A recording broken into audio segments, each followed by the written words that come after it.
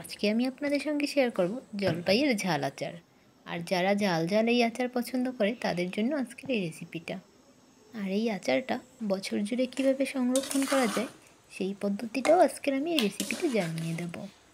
আর ভিডিওটি শুরু করার আগে আমার চ্যানেলটি যারা সাবস্ক্রাইব করে রাখেননি তারা অবশ্যই সাবস্ক্রাইব করে রাখবেন। জলপাইয়ের ঝাল ঝাল আচার বানানোর জন্য এখানে আমি নিয়ে নিয়েছি আধা কেজি পরিমাণে জলপাই। আর এই আচারটা বানানোর জন্য অবশ্যই সরিষার তেল প্রয়োজন হবে, অন্য কোনো তেল দিয়ে আচার হবে না। আর এখানে আমি সরিষার তেলের ভিতর দিয়ে দিয়েছি কিছু আস্ত রসুনের কোয়া।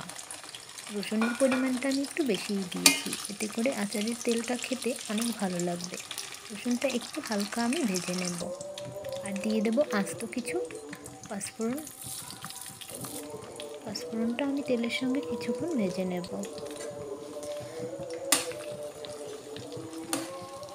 আর এখানে আমি আগে থেকে সরিষা বেটে রেখেছিলাম।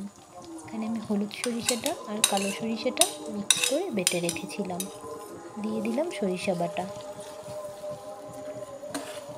তেলের সঙ্গে সরিষাটা একটু ভেজে নেব। এরপর দিয়ে দেবো কাসুন্দি। এখানে আমি কাসুন্দি দিয়ে দিলাম। এখানে আমি আধা কাপের মতো কাসুন্দি দিয়ে দিয়েছি। আর এখানে দিয়ে দেবো তেঁতুলের পাল্স। এখানে আমি তেঁতুলের পাল্সের দিকে 3 চামচ চিনি মিশিয়ে পাল্সটা আমি মিশিয়ে রেখেছিলাম। এবার আমি তেঁতুলের পাল্সটাও দিয়ে দেব। অবশ্যই এই তেঁতুলের পাল্সটা দেওয়ার চেষ্টা করবেন। এবার মশলার সঙ্গে ভালো করে মিশিয়ে নেব। এবার কালারের জন্য এখানে আমি হলুদের গুঁড়ো দিয়ে দেব। এখানে আমি 1 চামচের মতন হলুদের গুঁড়ো দিয়েছি।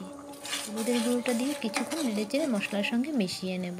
আর দিয়ে দেবো স্বাদ মতন লবণ। এখানে আমি সাথে বিট লবণটাও অ্যাড করেছিলাম, কিন্তু ভিডিওটা স্কিপ হয়ে গেছে। আর কিছু দিয়ে দেবো শুকনো মরিচ।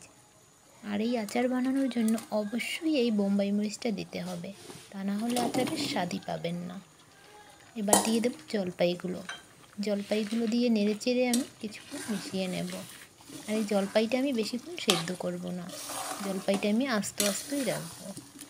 জলপাইটা আমি নেড়েচেড়ে ভালো করে মশলার সঙ্গে কিছুক্ষণ মিশিয়ে হালকা একটু সেদ্ধ করে নেব। এই পর্যায়ে আপনারা লবণ চিনিটা একটু চেক করে নেবেন, প্রয়োজন হলে দিয়ে দেবেন। আর এখানে আমি শুকনো মরিচ আর পাঁচফোড়ন তেলে গুঁড়ো করে রেখেছিলাম, সেগুলোই এখন দিয়ে দেবো এর ভিতরে। এবার দিয়ে ভালো করে নেড়েচেড়ে মিশিয়ে নেব। এই শুকনো মরিচের গুঁড়ো আর পাঁচফোড়নের গুঁড়ো দেওয়ার কারণে আচারের তেল থেকে দারুণ সুগন্ধ বের হবে। আর এবার আচারটা সংরক্ষণ করার জন্য এখানে আমি দিয়ে দেব সাদা ভিনেগার, এতে করে দীর্ঘদিন পর্যন্ত আচার ভালো থাকবে।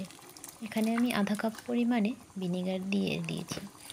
এবার আমি কিছুক্ষণ নেড়েচেড়ে মিশিয়ে নেব। বেশিক্ষণ এরপরে জাল করার প্রয়োজন হবে না, প্রায় 1 মিনিটের মতন আমি জাল করে আচারটা নামিয়ে নেব। যেই পাত্রে আমি এবার আচারটা সংরক্ষণ করব সেই পাত্রটাকে আমি ভালো করে ধুয়ে পরিষ্কার করে শুকিয়ে নিয়েছি। এবার আচারটা ঠান্ডা করে সেই পাত্রের ভিতরে আমি আচারটা রেখে দেব। এতে করে দীর্ঘদিন পর্যন্ত আচারটা ভালো থাকবে, রোদে দেওয়ার কোনো ঝামেলাও নেই। আর আচারটা আপনারা বছর জুড়ে সংরক্ষণ করতে পারবেন। আচারের রেসিপিটি আপনাদের কাছে কেমন লাগলো অবশ্যই কমেন্ট করে জানাবেন। ভালো লাগলে লাইক, কমেন্ট, শেয়ার করবেন।